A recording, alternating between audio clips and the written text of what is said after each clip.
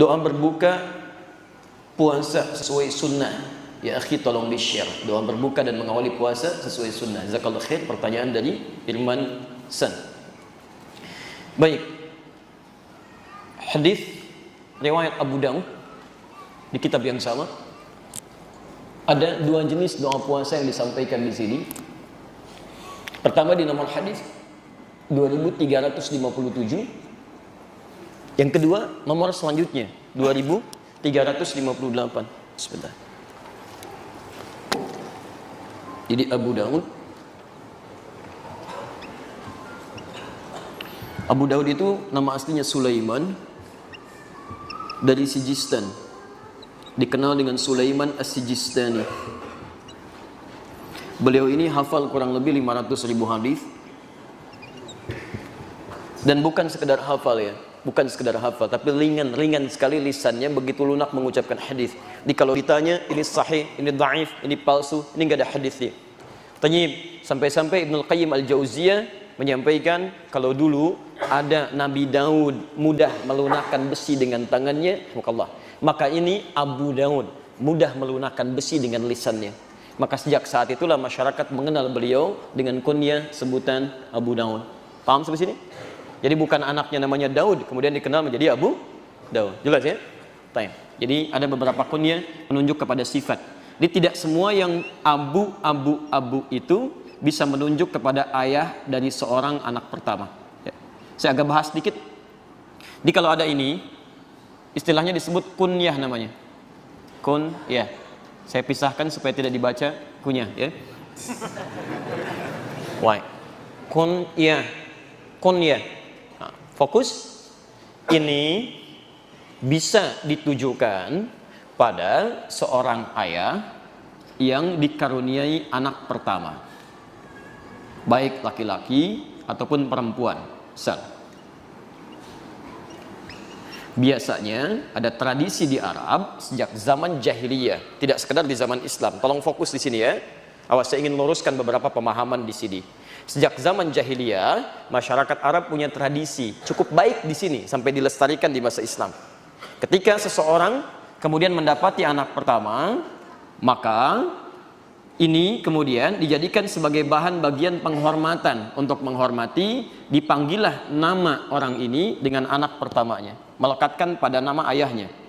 Misal, melekatkan pada nama anak pertamanya ya. Misal, pernah dengar di antara paman Nabi namanya Abdul Manaf atau Imran? Baik, belum pernah dengar. Kalau Abu Thalib pernah dengar, kan? Baik, perhatikan. Ayah bahasa Arabnya Abu, kan? Abun. Kalau disandarkan pada kata berikutnya pakai waw, jadi Abu begini. Anak pertamanya ini Thalib, anak keduanya Ja'far, anak ketiganya Ali. Maka beliau dihormati dengan sebutan Abu Thalib. Rasulullah SAW punya anak pertama Al-Qasim. Baik, maka beliau dipanggil dengan sebutan Abul Qasim. Paham sampai sini? Jadi boleh kemudian itu ditradisikan di zaman Islam karena mengandung nilai-nilai kebaikan untuk penghormatan. Masya Allah, Anda baru dikaruniai anak pertama, semoga anaknya baik dan sebagainya. Maka dipanggillah Abul Qasim, Abu Muhammad, Abul Hasan dan sebagainya. Paham sampai sini? Baik, jadi jangan Anda artikan kalau Anda kemudian berhijrah, ingin dekat dengan Allah, ingin ikut tuntunan Rasulullah, kemudian harus menyertakan nama ini. Ya, itu bukan bagian dari persyaratan. Ya, nama saya misalnya Somad, punya anak namanya Stephen. Saya berhijrah jadi Abu Stephen misalnya, kan? Tidak harus demikian. Somad ya Somad itu, kan? Baik. Baik, teruskan. Ya, ini hal yang mesti diluruskan tapi juga jangan dicela. Ya, saya misalnya disebut Abu Muhammad, ada yang lainnya dan seterusnya. Anda punya anak namanya Haidar, dikenal dengan Abu Haidar, nggak ada masalah. Baik ya.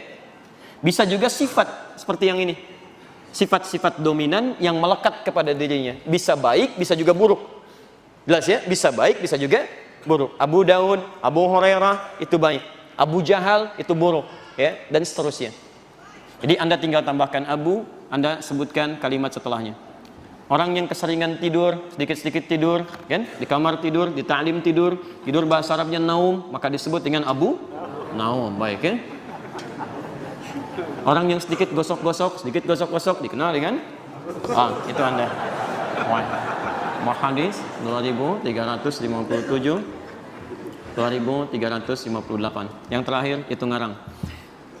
Lihat sini. Ini satu, ini yang kedua. Perhatikan, cuma beda satu nomor. Yang ini yang dipopulerkan termasuk di kita dengan bacaan Allahumma lakas sumtu wa ala rizqika aftartu. Ya. Allahumma lakas sumtu wa ala rizqika aftartu.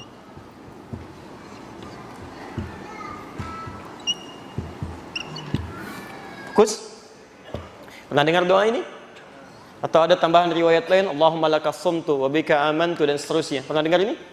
Taib, maka sumber utamanya diantaranya ada di Abu Daud, nomor hadis 2357. Yang kedua, ada hadis juga yang sangat populer, termasuk di Ad-Daruqutni, ya, dengan kalimat dhahabadh dhama. Ya, dhahabadh dhama'u wabtallatil 'uruq, wa thabatal ajru insyaallah. Tallatil 'uruq wa thabatal ajru insyaallah. Insyaallah. Dua doa ini kalau kita lihat rujukannya tersebut dalam kitab yang sama, hanya beda satu nomor, tapi nanti dengan penilaian yang berbeda. Yang ini diperselisihkan oleh ulama. Ada yang berpendapat bahwa riwayatnya sahih, walaupun juga ada hadis-hadis lain yang serupa yang nilainya lemah, dhaif. Cuma dalam kaidah ketika dhaif bertemu dengan syahid yang lainnya maksudnya menguatkan. Ya, misal ada di sini 3 orang, satu orang lemah ingatan, yang satu ingatannya sedang, yang satu ingatannya kuat. Bertemu 3 orang ini menyampaikan isi yang sama walaupun dengan substansi, walaupun dengan kalimat yang berbeda. Yang satu mengatakan, tadi Ustadz Adi mengatakan, ada di hadis riwayat Abu Daud, nomor hadis misalnya, saya sebutkan yang ini, 2357. Yang kedua mengatakan, nomor hadis 2357 kata Ustadz Adi. Yang ketiga mengatakan, di Abu Daud ada doa puasa yang Allahumma lakas sumtu. Isinya sama tidak? Cuma dengan kalimat yang berbeda. Paham sampai sini?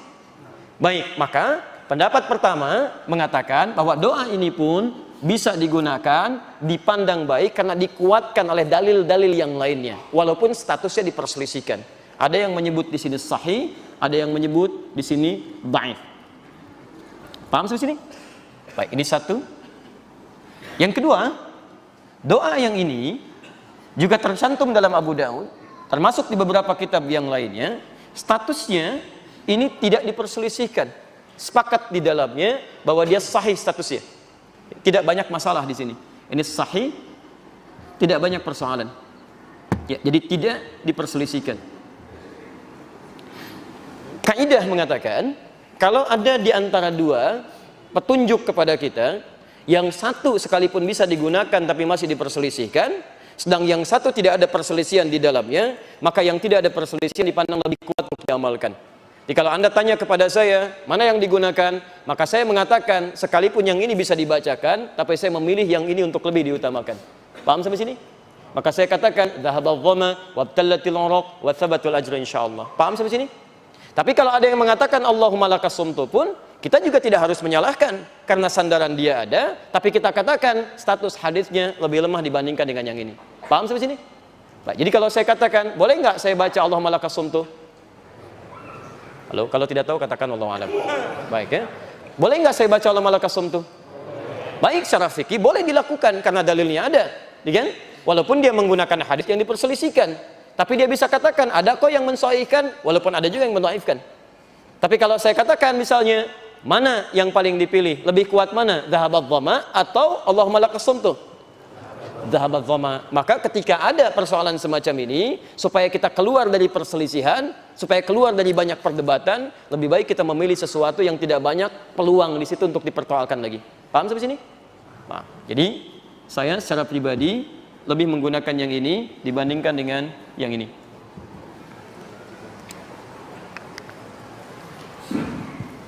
Jelas di sini?